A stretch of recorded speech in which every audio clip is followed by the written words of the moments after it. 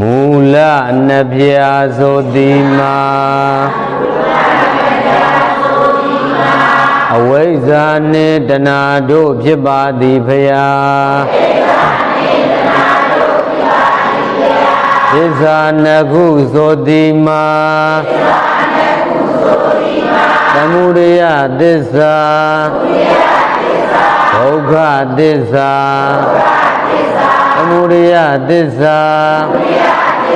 ဒုက္ခသစ္စာတို့ဖြစ်ပါသည်ဖရာလေးခုအလွာဆိုတိမာအတရကြောင့်တလွာ